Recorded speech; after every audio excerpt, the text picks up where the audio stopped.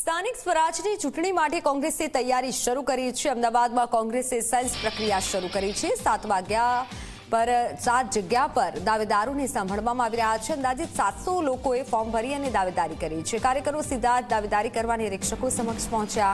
50% બેઠકો પર 50 વર્ષથી ઓછી વયના ઉમેદવારોની પસંદગી કરાશે।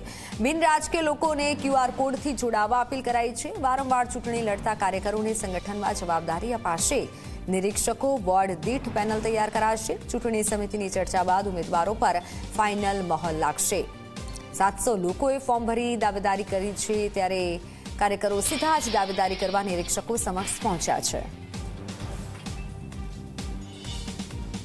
ચૂંટણી માટે કોંગ્રેસે ઉમેદવાર પસંદગી પ્રક્રિયા હાથ ધરી છે। 14 અને 15 તારીખના રોજ કોંગ્રેસના જે નિરીક્ષકો છે તે નિરીક્ષકો જે દાવેદારો કોંગ્રેસના મેન્ડેટ ઉપર ચૂંટણી લડવા ઈચ્છે છે તેમને સાંભળી રહ્યા છે। અલગ અલગ 7 ઝોનમાં આ પ્રક્રિયા હાથ ધરવામાં આવી છે। 192 બેઠક માટે અત્યાર સુધી 700 કરતાં વધુ લોકોએ ફોર્મ ભરીને પોતાની દાવેદારી કરી છે। ઉપરાંત જે બિન રાજકીય લોકો છે તેઓ QR કોડ મારફતે પણ દાવેદારી કરી શકે છે।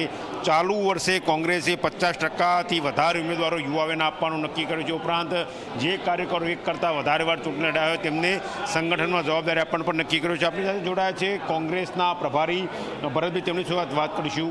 ભરતભાઈ, સેન્સ પ્રક્રિયા કયા પ્રકારની પ્રક્રિયા હાથ ધરાઈ છે અને કયું ક્રાઇટેરિયા રાખવામાં આવ્યું છે ઉમેદવારો માટે?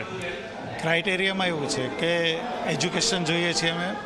એમણે પાર્ટીનું કામ તો કર્યું જ હોવું જોઈએ, પણ એમના વિસ્તારમાં આજે લોકનું જનસમર્થન એને કેવું છે, લોકોને લોકહિતના કામ કેટલા કર્યા છે, અને આ બધી બાબતો અમે સાંકળી અને પછી અહીંયા અમે સેન્સ લઈએ છીએ।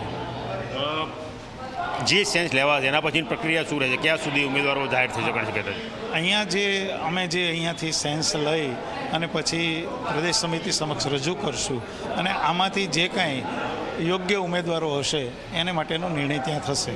ક્વોલિફિકેશન, એજ્યુકેશન હોય કે જનસંપર્ક હોય કે કયા પેરામીટર પર ભાર મૂકવામાં આવી રહ્યો છે? આમાં દરેક પેરામીટર છે ને એમાં વધુમાં વધુ ધ્યાન અપાતું હોય છે। દાખલા તરીકે કોઈ જનસમર્થન વધુ ધરાવતું હોય, લોકહિતના કામ વધુ કર્યા હોય તો એમને પણ પૂરતું સ્થાન આપવું પડે।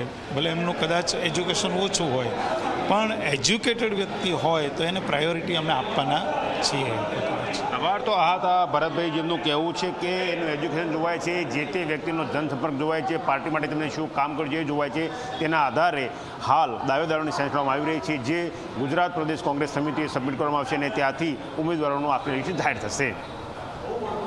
કેમેરા પર્સન SP શર્મા સાથે ગૌરવ પટેલ, ઝી મીડિયા, અમદાવાદ।